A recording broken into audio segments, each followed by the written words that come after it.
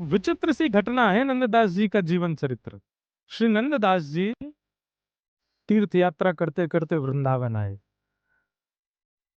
और वृंदावन में आकर के इतना मन लगा उनका कि ब्रज में ही बस गए, तो कहीं गए नहीं।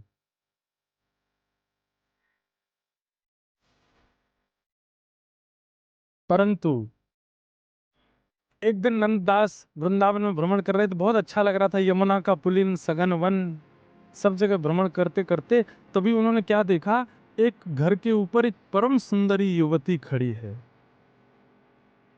उसका मुख देख करके नंददास जी स्तब्ध हो गए, पलक झपकना भूल गए अपने। देखते रहे उसके चित्त को, उसके स्वरूप को। वो अपना कार्य करके जैसे चली गई तो नंददास व्याकुल से हो गए, कहाँ है कहाँ है, ढूंढने लगे, खिड़की से झांकने लगे, द्वार पर ही पहुंच गए। किसी ने आके दरवाजा खोला, बोले बताइए क्या काम। बोले एक युवती छत पर घूम रही थी, मुझे उसको देखना है। वो किसी को भी अटपटा लगे ऐसा कोई कहे तो, उस युवती को भी बहुत अटपटा लगा। वो गुसाई जी की कृपा पात्र थी, श्री विठलनाथ जी की, और ठाकुर जी की सेवा भी करती थी। पर देखो ठाकुर जी कैसे आपको खींच के लाते हैं, कहां से किस स्थिति में ले आते हैं। इसमें भी गुरु कृपा भगवत कृपा दोनों विद्यमान है। द्वार पर ही बैठ गए, और नंददास स्वयं नहीं जानते कि वो ऐसा क्यों कर रहे हैं।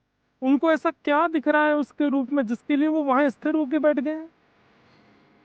अब तो जैसे ही वो झांकने के लिए आवे, उतनी ही झांकी कर ले नंददास जी उसकी, उसको देखने में इतने तत्पर हो जाए। उनके पति, विवाहिता थी, उसके पति लौट करके 2 दिन बाद आए तो उसने पति को बताया, बोले द्वार पे बैठे हैं और ये पता है क्या कहते हैं, बोले उनको देखना है मुझको, मुझे तो बड़ा अटपटा लगता है इनके सन्मुख जाना। पति ने जाकर के नंददास जी से कहा, बोले ये आप जो व्यवहार कर रहे हैं उचित नहीं है, कि कैसे आप यहाँ बैठ करके और उनको देखना चाहते हो, ये कोई अच्छी बात है ना, तो आपके लिए अच्छी ना हमारे लिए अच्छी, आप जाइए यहाँ से, ये कोई उत्तम व्यवहार नहीं है आपका। नंददास जी बोले मैं स्वयं जानता हूं, पर पता नहीं क्यों मैं स्वयं को उठा ही नहीं पा रहा, मैं जा ही नहीं पा रहा यहाँ से, मुझे कुछ तो अनुभव होता है तुम्हारी गृहिणी देखने में। बड़ा विचित्र माहौल हो गया, क्या करें।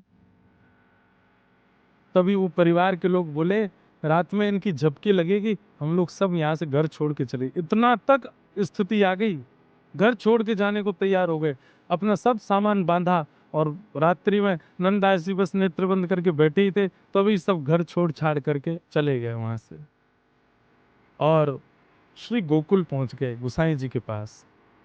और गुसाई जी से जाके कहा, यहीं बसा लो, यहीं हमको कोई व्यवस्था करवा दो, यहीं कोई घर की ऐसी व्यवस्था हो जाए, यहीं हम रह जाएं, हमको जाना ना पड़े। गुसाई जी ने पूछा, अच्छी बात है गोकुल बसने का मन आया तुम्हारा, पर कारण क्या है। कारण बताया। बोले ऐसे ऐसे एक विप्र हैं, तीर्थ यात्रा करते करते ब्रज रुक गए। ब्रज तो रुके, ये तो अच्छा हुआ उनके साथ, पर ये तो गलत है ना, मेरी गृहिणी को देखना चाहते हैं बस। गोसाई विठलनाथ जी के तुरंत नेत्र बंद, ये देखो ये गुरु का स्वरूप, बहुत ध्यान से सुनना। गोसाई जी के नेत्र बंद हो गए, और तुरंत गोसाई जी कहते हैं कि भाई सुनो, वो व्यक्ति कुपात्र तो नहीं, वो व्यक्ति कुपात्र नहीं है। यदि वो कुपात्र होता, उसके चित्त में यदि मलिनता होती, तो उसके इस व्यवहार से तुम लोग घर छोड़ करके कहीं और जाते। पर उसके इस व्यवहार से तुम घर छोड़ करके गोकुल आ गए हो, धाम में प्रवेश मिला है, इसका मतलब उसका चित्त मलिन नहीं है। अगर जीवन में घटने वाली कोई घटना आपको गुरु सन्मुख करती है, आपको धाम सन्मुख करती है, आपको वैष्णव सन्मुख करती है, आपको संत सन्मुख करती है, तो उस घटना की बारी बारी बलियां जाओ, बारी बारी बलिहारी जाओ, कि उसकी वजह से भगवत सन्मुख हो रहे हैं। उसका चित्त पर आवरण लगा है, वो आवरण दूर करना गुरु का काम है। आवरण यदि दूर हो जाए तो वो व्यक्ति मलिन नहीं है, क्योंकि उसके इस घटना से आप लोग भगवत धाम आए हो, तीर्थ में आए। बुलाओ, और श्री नंददास जी को बुलाया। नंददास जी को बुला करके नंददास आए तो बड़े उलझन में थे। पर जैसे ही नंददास गोसाई जी के सामने पधारे, गोसाई जी ने केवल अपनी दृष्टि से नंददास को देखा। नंददास को देखते ही नंददास ने एक बार पलक झपकी और जैसे नेत्र खोल करके देखा, संसार के सारे सुंदरता नीरस लगने लगी और सन्मुख विराजमान श्री जी बाबा अति सुंदर दिखने लगे। उनमें ही दृष्टि अटक गई नंददास की। अब तो बस वही दिख रहे हैं। ये